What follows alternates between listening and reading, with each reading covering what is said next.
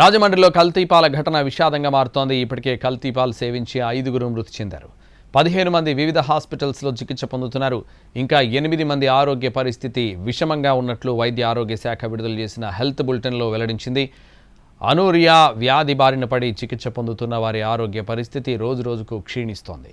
చికిత్స పొందుతున్న 15 మంది వైద్యానికి అయ్యే ఖర్చును ప్రభుత్వమే భరిస్తోంది. వైద్య సేవలు అందించే క్రమంలో లెటర్ ఆఫ్ క్రెడిట్ జారీ చేయనున్నారు.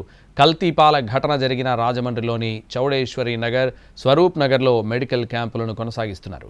మరో వారం రోజుల పాటు ఈ క్యాంపులు కొనసాగుతాయి. ఇక దీనికి సంబంధించిన మరింత సమాచారం రాజమండ్రి నుంచి మా ప్రతినిధి శ్రీనివాస్ అందిస్తారు. ఇప్పుడు నోకాస్ కాఫ్ సిరప్ తో 60 రూపాయల విలువ గల ఇన్హేలర్ పూర్తిగా ఉచితం. దెబ్బకి దగ్గు జలుబు మాయం.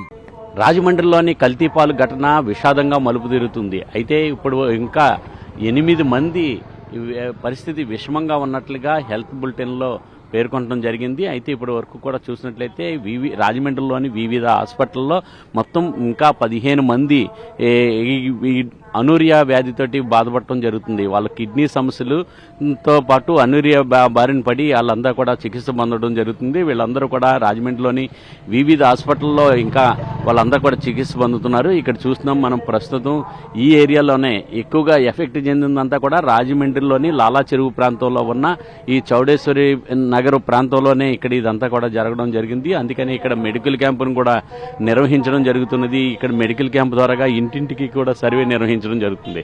అయితే అక్కడ కోరుకొండ మండలం నరసాపురంలోని వరలక్ష్మి అని చెప్పేసి పాల డైరీ అనధికారికంగా నిర్వహిస్తున్న ఆ పాల డైరీలోని శీతలీకరణకు సంబంధించి అక్కడ కూలెంట్లోని ఇథిలిన్ గైక్లోనిన్ అని చెప్పేసి ఆ పదార్థం ఈ పాల్లో కలవడం కారణంగానే ఈ ఎఫెక్ట్ జరిగింది. పాలు కల్తీ అయ్యి ఇంతమంది అప్పటికే 5గురు మృతి చెందడం జరిగింది.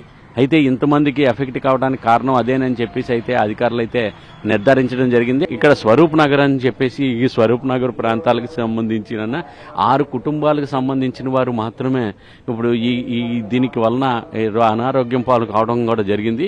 వాళ్ళందరికీ కూడా కిడ్నీ సమస్యలతో పాటు అలాగే అనూరియా వ్యాధితోటి వాళ్ళందరూ కూడా డయేరియా అవి కూడా ఉండి అనూరియా వ్యాధితోటి వాళ్ళందరూ కూడా బాధపడటం జరుగుతున్నది. దీంతో ఇక్కడ ఈ ప్రాంతాల్లో ఉన్న మొత్తం అతడు ఎవరికైతే పాలు పోస్తున్నారో వాళ్ళ కుటుంబాలన్నీ కూడా 106 కుటుంబాలను గుర్తించి ఆ 106 కుటుంబాల్లోని వాళ్ళకి కూడా పరీక్షలు నిర్వహించి రక్త నమూనాలన్నీ కూడా సేకరించడం జరిగింది. ఇక్కడ ఏ రకంగా ఉన్నది ఇక్కడ మన దగ్గర డాక్టర్ జగదీష్ గారు ఉన్నారు. ఆయన అడిగి తెలుసుకుందాం. సర్వే కంటిన్యూ చేస్తున్నాం అండి. 2 డేస్ నుంచి చేస్తుంటే మళ్ళీ ఇప్పుడు హౌస్ టు హౌస్ కూడా సర్వే చేస్తున్నాము. అలాగే శాంపిల్స్ తీసుకుని వాళ్ళు ఎవరైనా ఉంటే మిస్ అయితే కనుక వాళ్ళ దగ్గర శాంపిల్స్ మాక్సిమం కంప్లీట్ అయ్యాయి. శాంపిల్స్ ఎవరైనా మిస్ అయితే కనుక వాళ్ళ దగ్గర తీసుకుంటారు. పాలు తాగిన వాళ్ళేనండి లేకపోతే ఇంకెవరైనా? ఇప్పుడు అన్ని హౌసెస్ సర్వే చేస్తున్నాం మళ్ళీ ఒకసారి డోర్ టు డోర్ అన్ని హౌసెస్ చేస్తున్నాం. ఎవరైనా మిస్ అయి ఉంటారు. నిన్న నైట్ వరకు చేయించుకున్నారండి. అంటే ఇప్పుడు తగ్గారు, మెల్లగా తగ్గుతున్నారు. అదే న్యూ కేసెస్ ఏమి రాలేదు. నిన్న ఒకటి వచ్చింది అంతే. ఇప్పుడు ఈ రోజు అయితే ఇంకేం రాలేదు. నైట్ నుంచి ఏం చెప్పలేదు. ఎన్ని రోజులు కొనసాగుతుంది? అదే సర్వే బట్టి మన కేసెస్ ఏమీ లేకపోతే దాన్ని బట్టి న్యూ కేసెస్ రాకపోతే కనుక వచ్చినంత వరకు కూడా క్యాంప్ కంటిన్యూ చేస్తాం. అయితే మొత్తం 900 మందికి అయితే ఈ సర్వేలో ఇంటింటి డోర్ టు డోర్కి వెళ్ళి వాళ్ళందరికీ కూడా రక్త నమూనాలు సేకరించి వాళ్ళందరికీ కూడా పరీక్షలు చేయాలని చెప్పి నిర్ణయించడం జరిగింది. దానిలో భాగంగానే ఇప్పటి వరకు కూడా 354 మందికి ఇప్పుడు రక్త పరీక్షలన్నీ నిర్వహించడం జరుగుతుంది. ఇప్పటికే ఎవరైతే హాస్పిటల్లో చికిత్స పొందుతున్నారో వాళ్ళందరికీ కూడా ప్రభుత్వమే ఆ చికిత్సకు అయ్యే ఖర్చునంతా కూడా భరిస్తామని చెప్పేసి అధికారులు కూడా హామీ ఇవ్వడం కూడా జరిగింది. కెమెరామ్యాన్ వాసుతో శ్రీనివాస్, ఎన్టీవీ, రాజమండ్రి.